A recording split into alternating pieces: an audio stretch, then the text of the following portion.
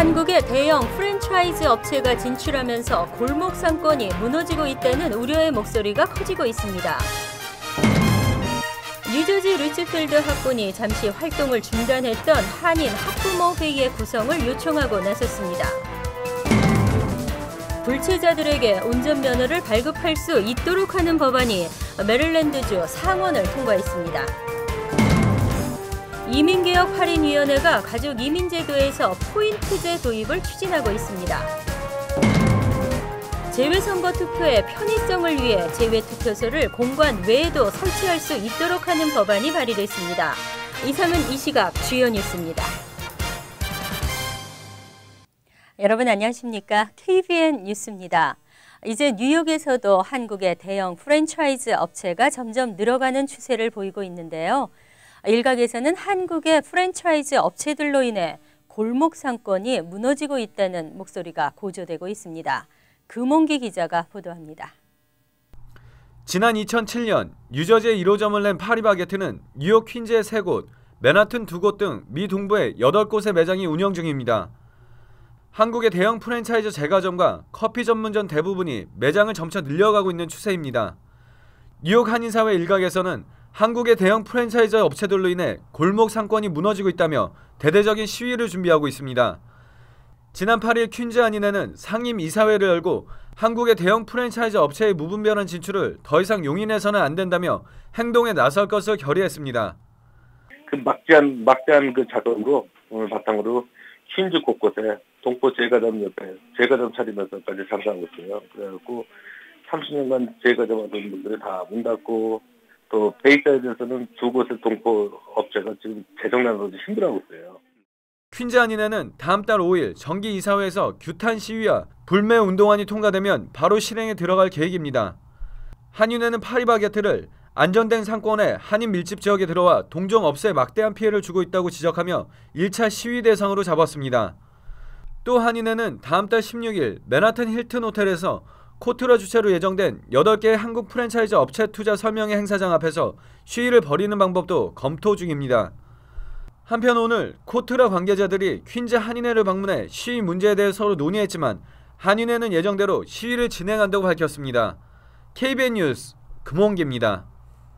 뉴저지 리치필드 학군이 활동 중단 중인 한인 학부모회의의 구성을 요청했습니다. 한인 학생 비율이 높지만 학부모회가 없어 소통이 원활하지 못하다고 생각하기 때문입니다. 주성훈 기자가 보도합니다. 뉴저지의 대표적 한인 밀집 지역 중 하나인 리치필드 타운. 한인이 26%를 차지하는 타운은 학군의 한인 학생 비율도 40%나 됩니다. 하지만 이곳엔 한인 학부모회가 없습니다. 리치필드 학군은 교육 환경 개선과 학생 지도 등 학교와 학부모가 소통과 교류를 할 수 있는 한인 학부모회의 구성을 요청했습니다. 그 PTA에서도 한국 학생들 부모님들을 좀 같이 좀 이렇게 합의하고 협의하고 하는 이런 기회가 있었는데 전혀 없으니까 도대체 행사를 하더라도 한국 사람은 한 명도 안 나타나고 뭐 좀 전달을 하려고 해도 누구한테 전달을 해야 되는지 방법을 모르는 거예요. 심 의원은 학군 관계자와 시의원들이 이번 한인 학부모회의 결성을 적극 지원하고 있다며 한인 학부모들의 관심을 당부했습니다. PTA에서 이제 말씀하시는 것들이 한국 부모들이 이제 언어 소통에 지장이 있으니까 굉장히 꺼려하고 뭐 어떤 그런 커뮤니케이션이 될 수 있도록 중간에 미팅에 참석을 해가지고 일정한 부분에 어떤 분이 특별한 분이 운영이 활성화될 수 있을 때까지는 미팅에 참석을 해서 뭐 도와줄 생각이 있어요. 학군은 다음 달 3일 개최되는 리치필드 고등학교 학부모회가 주최하는 장학기금 모금 행사에 한인 학부모들의 적극적인 참석을 당부했습니다. KBN 뉴스 주성훈입니다. 이민자들과 소수자들에게 보다 친화적인 메릴랜드주가 최근 이민자들에게 한 걸음 더 다가서는 정책을 펴고 있는데요. 불체자들의 면허 취득의 길이 다시 열렸습니다. 메릴랜드주 상원은 어제 불법 체류자라 할지라도 운전면허를 발급할 수 있도록 하는 법안에 대한 투표를 실시해 찬성 29, 반대 18로 가결했습니다. 법안 처리 마감일에 상원을 통과한 법안은 이제 하원 절차만 남겨놓고 있습니다. 하원에서도 통과되면 메릴랜드는 불체자에게 면허를 발급하는 5번째 주가 되며 약 10만 명의 불체자들이 혜택을 볼 것으로 기대되고 있습니다. 법안 시행은 오는 10월부터이며 메릴랜드에 거주하면서 2년간 납세를 한 사람에 한해 운전면허증을 발급하도록 하고 있습니다. 당초 불체자에게 운전면허를 발급했던 메릴랜드는 연방 리얼 아이디법 시행을 앞두고 지난 2009년부터 면허 발급을 금지했습니다. 그러나 기존 면허는 계속 쓸 수 있으며 신규 발급도 가능합니다. 주 상원을 통과한 법안은 기존 면허를 소지한 불체자들의 운전면허 만료일을 2015년이 아니라 영구적으로 확대하고 신규 불체자의 면허 취득기를 열도록 했습니다. 한편 이번 법안을 주도한 이들은 도로상의 안전을 위해 불체자 운전면허 발급이 필요하다고 강조했습니다. 가족 이민에서 포인트제가 도입될 전망입니다. 이민자의 학력이나 직업 등을 따져 점수를 매기겠다는 이야기인데요. 소수계 단체들이 반발하고 있습니다. 연방상원의 이민개혁 8인위원회는 불법 체류자 구제안에서 가족초청 이민제도의 전면 수정이 필요하다며 포인트제를 추진하고 있는 것으로 알려졌습니다. 이들은 현재 가족 이민제도를 대폭 변경해 이민자의 잠재적 경제 능력에 점수를 부여하는 메릿 포인트 방식의 이민제도 도입을 검토하고 있습니다. 미 시민권자와의 가족관계를 근거로 초청이 이루어지는 현재의 가족 이민제도를 가족관계보다는 학력과 직업, 기술 등에 더 가산점을 부여하는 포인트 부과 시스템으로 개혁하겠다는 것입니다. 이는 미 경제에 기여할 수 있는 신규 이민자의 잠재적인 능력과 미국의 경제적인 필요에 맞춰 신규 이민을 선택적으로 허용하는 이민제도로 현재 캐나다와 유럽 국가들이 운영 중인 이민 방식과 유사한 제도가 될 것으로 예상되고 있습니다. 지난 2007년 무산된 바 있는 포인트 부과 방식의 새로운 이민제도가 다시 추진될 것으로 알려지자 이민단체들은 반발하고 있습니다. 이민단체들은 가족 이민자들이 미 경제에 기여해온 역할을 무시하는 것이라며 400만 명이 넘는 가족 이민 대기자들이 조속히 미국 내 가족과 상봉할 수 있는 이민제도 개혁이 우선돼야 한다고 지적했습니다. 재외선거 투표의 편의성 개선을 위한 방안들이 제시되고 있는데요. 재외선거인들의 상시 등록 방안과 함께 재외투표소를 공관 외에도 설치할 수 있도록 하는 법안이 발의됐습니다. 지난 22일 한국 국회에서 반영구 명부제를 골자로 한 공직선거법 개정안이 발의된 데 이어 현재 제외 공관으로만 제한돼 있는 투표소 장소를 공관 이외의 장소에 추가로 설치할 수 있게 하는 내용의 공직선거법 개정안이 어제 발의됐습니다.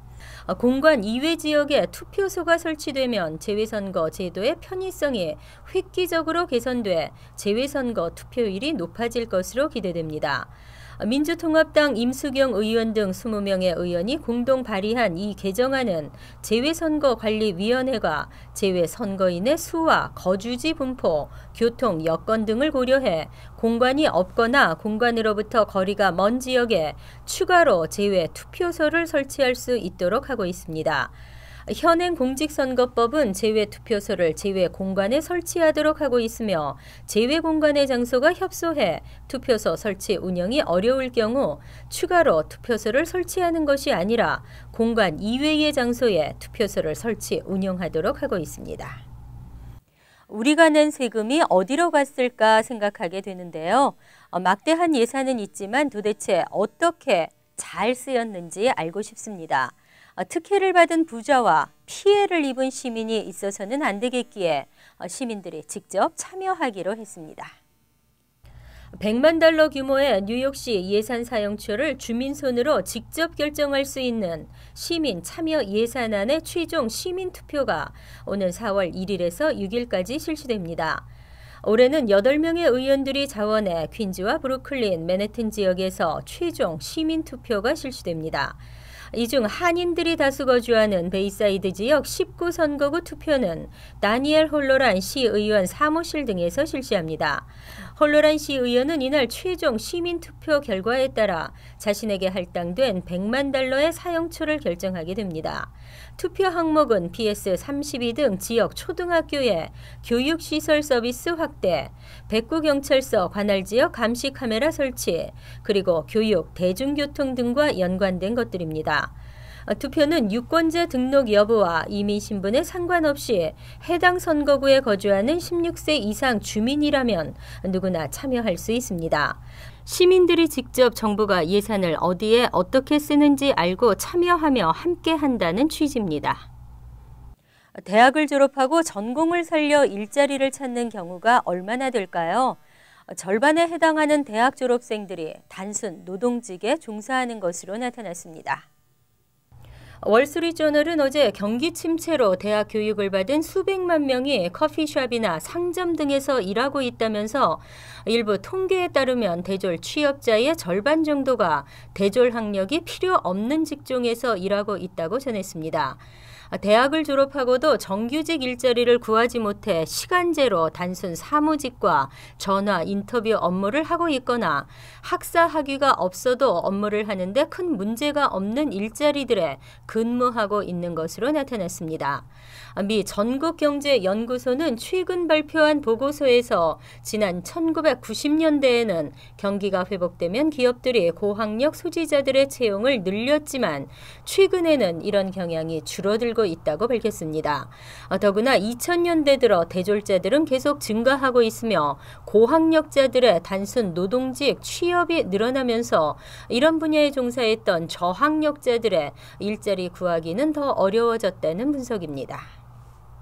가정이 바르게 서야 사회가 건전하고 나라가 강해진다는 데에는 이의가 없을 것입니다. 건전한 가정의 근간이 바로 효인데요. 점점 퇴색해가는 효를 바로 알리고 실천하려는 노력은 오늘도 계속되고 있습니다. 한미충효회가 제13회 효자 효부 시상과 효행 장학생 추천을 받고 있습니다. 충효회는 어제 플러싱에 있는 사무실에서 기자회견을 열고 100세 전후의 고령자로 건강하게 활동하는 남녀 노인을 대상으로 하는 장수상과 부모에게 지극정성으로 효도함으로써 타인에게 귀감이 되는 효자 효부상, 긴 세월 남편 혹은 아내의 투병 생활을 돕고 고난의 역경을 이겨내며 가정을 이끈 장한 부부상, 친부모가 아닌 분들을 친부모처럼 정성을 다해 보살피는 한인들을 위한 효행상 등으로 나누어 추천을 받습니다. 장학생의 경우에는 학교 성적이 우수한 자뿐 아니라 부모의 병관으로 학비 마련에 어려움을 겪고 있는 이들이 대상으로 2명을 선정해 각각 $1,000씩의 장학금이 지급됩니다. 임형빈 회장은 미국에 거주하는 사람으로 신분에 상관없이 추천을 받는다며 4월 30일까지 접수할 것을 당부했습니다. 한편 시상식은 오는 5월 17일 오전 11시 플러싱 대동연회장에서 경로잔치와 함께 열릴 예정입니다. 이어서 LA 지역 한인사회 소식입니다. 현재 LA에서 술을 판매하는 한인 업주라면 누구나 1년에 한 차례 의무적으로 주류 판매 규정 교육을 받아야 하는데요. 오늘 한인 업주들을 상대로 한국어 무료 교육이 실시됐습니다. 김정균 기자의 보도입니다. 오늘 오전 올림픽 경찰서 내 커뮤니티룸에 모인 70명의 한인들이 교육에 집중하고 있습니다. 모두 LA 한인타운을 포함한 LA 시내에서 주류를 판매하고 있는 업주 또는 종업원입니다. 2년 만에 한국어로 실시된 이날 교육에서는 소비자의 합법적인 신분증 확인 방법과 함께 업주의 의무와 권리에 초점이 맞춰졌습니다. 외모가 명시 안 돼 있고 그 사람의 거기에 또 뭐 유효 날짜가 한 가지만 빠져도 이게 합법적인 신분증이라고 쳐주지를 않습니다. 오늘 교육 내용에 따르면 캘리포니아 주법은 21세 미만의 청소년이나 취객에게 술을 판매할 경우 최하 $1,000 이상의 벌금 폭탄을 맞을 수 있습니다. 또한 $1,800의 법정 비용과 함께 24시간 사회봉사 명령이 내려질 수 있으며 두 번째 적발 시에는 $2,800의 벌금이 부과될 수 있습니다. 또 세 번째 적발 시에는 주류 라이센스가 취소될 수도 있습니다. 3년 안에 3번 이런 바이올레이션이 생긴 ABC 라이센스는 뺏길 수가 있다는 것을 제가 말씀드립니다. 이 밖에도 여성 접대부를 고용해 남성 고객들의 필요 이상의 주류를 부추기는 행위와 업소에서 몇 배로 부풀려진 주류 판매 등은 모두 위반 사항입니다. 또 정보 경고 사인이 있는 음료를 길거리에서 마시는 경우 단속의 대상이 될 수 있습니다. ABC 상식을 안 보고 비즈니스를 경영하시는 분들이 많아요. 저도 이런 데 왔기 때문에 그런 것을 알고. 올림픽 경찰서에서는 매년 1회 실시했던 주류 판매 규정 교육을 2회 이상으로 늘릴 계획이며 오는 6월 두 번째 교육을 실시할 예정입니다. MBC 뉴스 김정균입니다. 지구촌 리포트입니다. 캐나다의 죄수 2명이 대낮에 헬기를 동원해 탈옥을 시도했습니다. 영화의 한 장면처럼 시작은 거창했고 계획적이었지만 결국 잡히고 말았습니다. 캐나다 퀘벡주에 있는 생제롬 교도소. 지난주 일요일 대낮에 헬리콥터 한 대가 교도소 위로 날아들었습니다. 옥상에서 기다리고 있던 죄수 2명이 헬기에서 내려준 밧줄 사다리를 타고 유유히 사라졌습니다. Everybody saw the two guys with the rope. Outside the helicopter? Yeah, outside of the helicopter. 생제롬 교도소는 캐나다에서 경비가 삼엄하기로 유명한 곳. 하지만 죄수들이 치밀하게 준비한 공중 탈옥엔 속수무책이었습니다. 헬기를 몰고 온 공범 2명은 관광객으로 가장해 헬기를 빌렸습니다. They aimed a gun to his head. They pointed the gun to his head and they told him to fly on the rooftop of the prison. 이들은 범행 전 비행에 적합한 날씨와 연료량까지 꼼꼼히 챙긴 것으로 드러났습니다. 하지만 영화 같은 탈주국은 얼마 못 가 막을 내렸습니다. 교도소에서 50km 떨어진 곳에서 죄수 2명과 공범 2명이 모두 체포됐습니다. In the very beginning, we can tell that the suspects were considered armed and very dangerous. 죄수들의 헬기 탈옥은 과거에도 종종 있었지만 대부분 실패로 돌아갔습니다.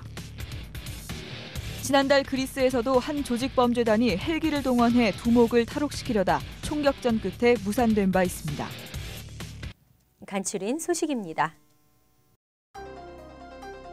뉴욕주 웨스트체스터 카운티 베드포드 카투나 메모리얼 파크에서 뉴저지 웨스트우드에 사는 62세 남모 씨가 지난 24일 오후 6시쯤 목을 매 숨진 채 발견됐습니다.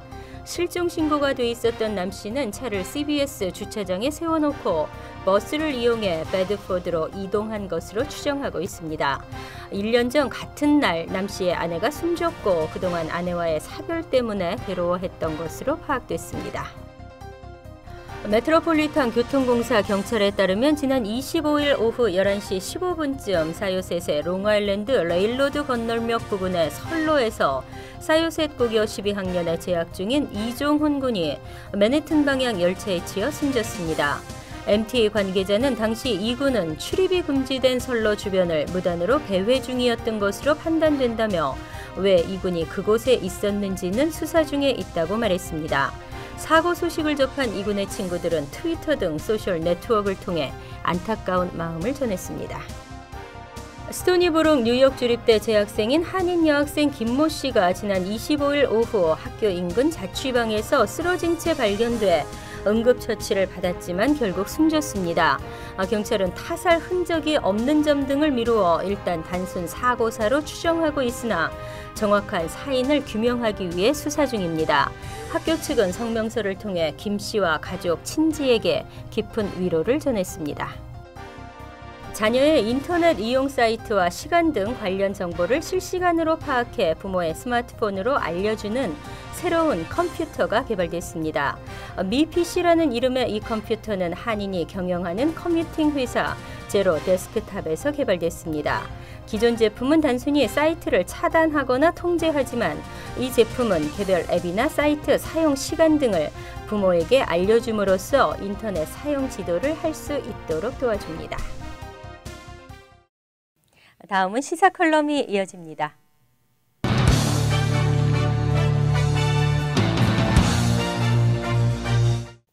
여러분 안녕하십니까?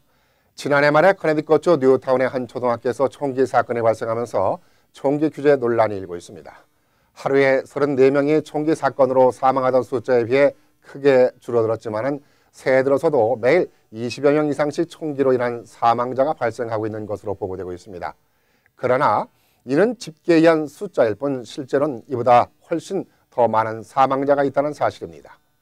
그런데도 강력한 총기 규제가 이뤄져야 한다는 소리와 총기 규제 법안을 상정해놓고도 미 정치권에서는 찬반 논란으로 대립하고 있는 실정입니다. 오바마 대통령은 총기 사건이 난무하고 있다며 군용으로나 쓸 법한 공격형 무기들을 추방해야 한다고 강력한 주장을 하고 나섰습니다. 이에 따라서 상원 민주당 내 일부 의원들이 총기 규제를 위한 종합 법안을 내놓은 상태입니다만은 이도 의원들 간의 의견이 분분해 현실적으로 법안이 통과되기가 쉽지 않을 전망입니다. 공격용 무기 판매를 금지하자고 했는데 중요한 이 부분에 대해서는 조항을 삭제하고 나머지 규제 법안에 대해서도 많은 민주당 내 의원들끼리 좌충우돌을 하고 있고 공화당 의원들 대부분은 반대를 위한 반대를 하고 있는 실정입니다. 대용량 탄창을 금지하고 총기 구매자들에 대한 신원 조회와 전과 조회를 하자는 내용에 대해서도 공화당 의원들은 반발을 하고 있는 입장입니다. 미국의 총기 판매업자들의 강력한 로비가 있기 때문이기도 하지만은 정치권은 국민의 안정보다는 당리당략에 의한 정치적인 술수를 부리는 모습에 국민들의 마음은 불안하기만 합니다. 오바마 대통령은 강력한 총기 규제를 원하고 있지만 정치권과의 힘겨루기에서 밀리고 있는 모습입니다. 이에 대해서 블룸버그 뉴욕시장은 다음 달에 있을 총기 규제 관련 법안 표결을 앞두고 불법 총기에 반대하는 시장들의 명의로 성명을 발표하고 총기 사고 예방을 위한 광고를 준비하고 있습니다. 이는 총기 규제 법안에 반대하고 있는 상원 의원들을 압박하겠다는 의도입니다. 총기 업자들 가만히 있을 리 없죠. 총기 규제 법안이 상원에서 통과하지 못하도록 방해할 것이라며 으름장을 놓고 있고 블룸버그 시장을 맹비난하고 나섰습니다. 하지만 블룸버그 시장과 이를 지지하는 미국 내 시장들은 미국 총기협회의 압박과 맹비난 속에서도 총기 규제 법안이 통과될 수 있도록 134억 원짜리 TV 광고를 미국인들의 목소리를 실어 내보내겠다고 맞불을 놓고 있습니다. 총기 규제 법안은 국민의 생명을 지키는 것인데 무엇이 이렇게도 정치권이 국민들을 혼란스럽게 만들고 있는지 알다가도 모를 일입니다. 이러한 미국의 정치권의 모습을 보면서 총기 사고로 수많은 생명들이 목숨을 잃고 있는데도 억지스런 경제 논리를 고집하며 총기 규제 법안에 대해서 반대를 하고 있는 것을 지켜보니 총기보다 무서운 것이 정치인들이라는 생각이 듭니다. 감사합니다.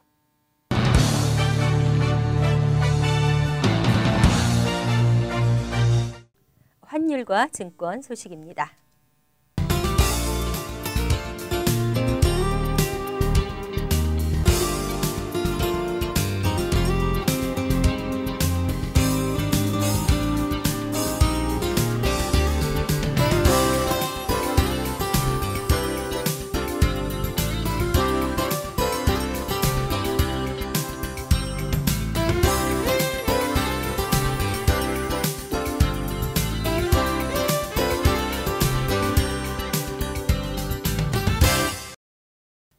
이어서 날씨입니다. 내일은 흐리고 오전 중 약간의 비나 눈이 내리겠습니다. 낮 최고 기온은 50도, 섭씨 10도, 밤 최저 기온은 38도, 섭씨 3도로 예상됩니다. 금요일은 대체로 맑겠으나 곳에 따라 한때 소나기가 내리는 곳이 있겠습니다. 토요일도 간간히 구름이 끼는 맑은 날씨가 이어지겠습니다. 이상으로 KBN 뉴스를 마칩니다. KBN과 함께 즐거운 저녁 되시기 바랍니다.